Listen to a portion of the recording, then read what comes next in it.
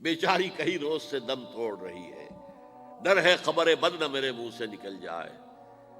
تقدیر تو مبرم نظر آتی ہے ولیکن پیران کلیسا کی دعا ہے کہ یہ ٹل جائے۔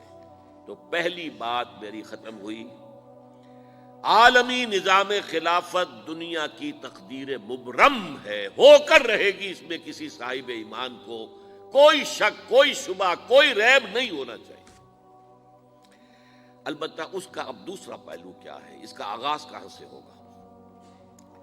پہلی بات تو یہ، ہمارے بعض لوگوں کے ذہنوں میں، سادہ دل لوگ وہ سمجھتے ہیں کہ پوری دنیا میں ایک ہی دفعہ آ جانی چاہیے۔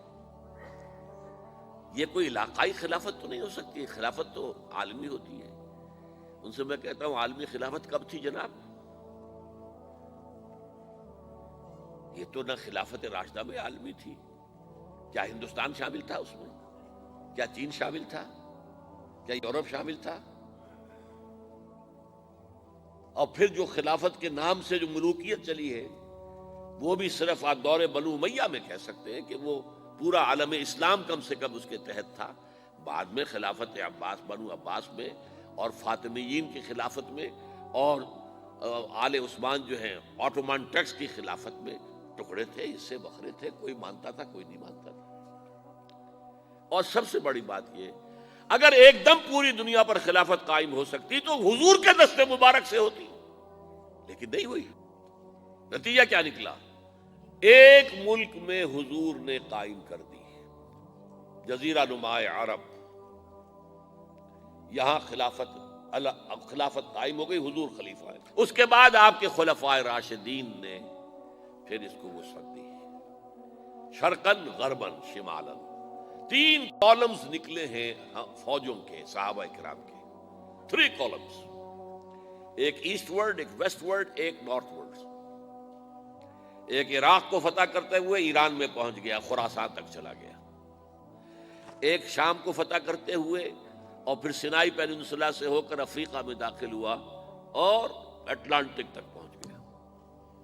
تیسرا سیدھا شمال میں گیا، لیکن یہ زیادہ دور نہیں جا سکتا تھا، کوکیشین ماؤنٹینز آ گئے، کوہ قاف۔ اس زمانے میں تو یہ یوں سمجھیے کہ امپیسیبل تھا نا، کوہ قاف، لہذا وہاں آ کر رک گیا بابا۔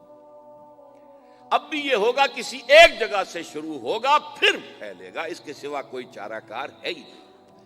اگر ہر جگہ پوری دنیا میں ایک ہی وقت میں ہو سکتا تو حضور کے دست مبارک سے ہوتا صلی اللہ علیہ وسلم۔ اب وہ نقطہ کون سا ہوگا، نقطہ آغاز کون سا ہوگا؟ اس میں پہلی بات تو میں نے کہا، جو شک کرے گا اس کا پھر ایمان مشکوک ہے۔ ہوگا، لازماً ہوگا، گلوبل ہوگا، پوری دنیا میں ہوگا۔ کہاں سے شروع ہوگا اس میں آپ اختلاف کر سکتے ہیں، لیکن مجھے تو 2 حدیثیں تو ملی ہیں جن سے یہ اندازہ ہوتا ہے کہ یہ اس مشرقی خطے سے ہوگا، عرب کے مشرق کی جانب کسی ملک سے ہوگا، کسی خطے سے ہوگا۔ وہ حدیثیں بھی اب آپ پڑھ لیجیے پہلے، پھر میں کہہ رہا ہوں یہ خزانہ ہے جو ہم نے آپ کی خدمت میں پیش کیا ہے، کاش کہ آپ اس کی قدر کر سکیں، یہ حدیثیں آپ کو ازبر ہو جائیں، یاد ہو جائیں، لوح قلب پر نقش ہو جائیں۔ ہندوستان اور خراسان یعنی موجودہ افغانستان کا ذکر ابن ماجہ کی روایت ہے، ان عبداللہ ابن الحارث رضی اللہ تعالی عنہ قال رسول اللہ صلی اللہ علیہ وسلم یخرج ناس من المشرق یؤتئون للمہدی یعنی سلطانہ، یعنی سلطانہ، دونوں طرح سے پڑھ سکتے ہیں۔ حضرت عبداللہ ابن حارث فرماتے ہیں رضی اللہ تعالی عنہ کہ حضور نے ارشاد فرمایا، مشرق کی طرف سے وہ فوجیں نکلیں گی، لوگ آئیں گے جو عرب میں مہدی کی حکومت قائم کریں گے۔ یہ مہدی کون ہوں گے اس کا ذکر میں ذرا بعد میں کروں گا، لیکن نوٹ کر لیجئے کہ مہدی سے پہلے لازماً کسی مشرقی علاقے کے اندر وہ نظام قائم ہو چکے گا، تب وہاں سے فوجیں آئیں گی نا۔ یہ مشرق کون سا ہے؟ عرب کے مشرق میں آپ چلیے، ایران بھی آ جائے گا، افغانستان بھی ہے، پاکستان بھی ہے، اور اگر اسے اور توسیع دیں تو ہندوستان بھی ہے۔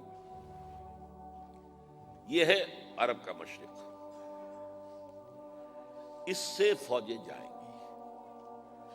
اس کا کیا مطلب ہے کہ اس میں سے کسی جگہ پر نظام خلافت پہلے قائم ہو جائے گا تاکہ وہاں سے فوجیں جائیں گی جو جزیرہ نما عرب میں حضرت مہدی کی حکومت کو قائم کریں گی۔ اب دوسری حدیث سنیے، یہ سنن ابن ماجہ کی حدیث تھی جو میں نے آپ کو سنائی، آپ نے پڑھی۔ دوسری، عن ابی ہریرہ رضی اللہ تعالی عنہ،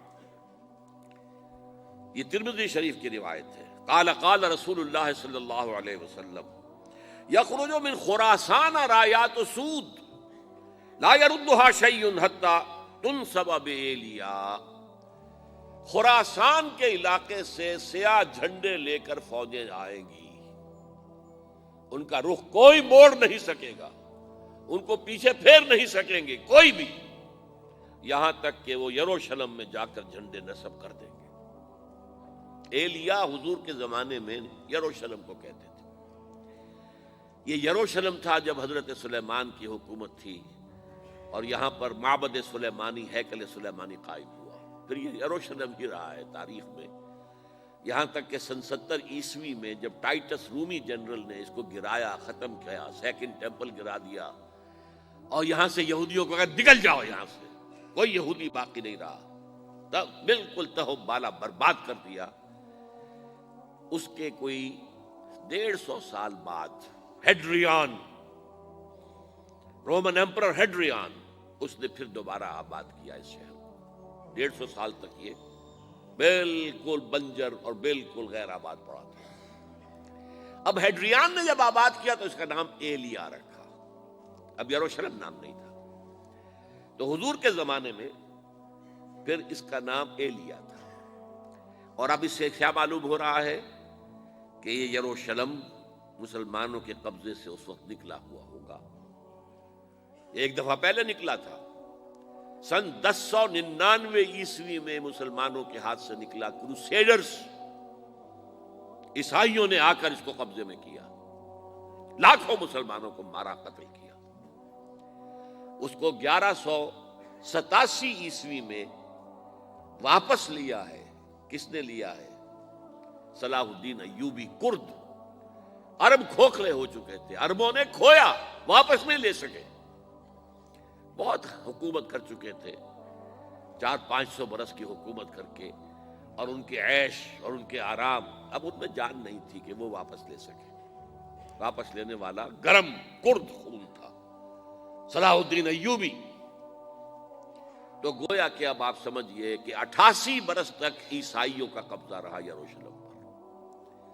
اب 1967 میں یہودیوں نے قبضہ کیا ہے، اور اب 38 برس تو ہو گئے، 88 نہیں تو 38 برس تو ہو گئے، لیکن وہ دور آئے گا کہ اب پھر لیں گے، لینے والے عرب بھی نہیں ہوں گے، خراسان کے علاقے سے فوجیں آئیں گی۔ یہ خراسان کیا تھا؟ ایلیا تو میں نے آپ کو بتا دیا، یروشلم کا نام ہے۔ خراسان اس زمانے میں ایک بہت بڑے ملک کو کہتے تھے، کچھ حصہ پاکستان کا بھی اس میں شامل ہے، کچھ حصہ ایران کا بھی ہے، ایران کے اس حصے کو اب بھی خراسان کہتے ہیں، وہ ایک صوبہ ہے، خراسان ایک صوبہ ہے ایران کا چھوٹا سا۔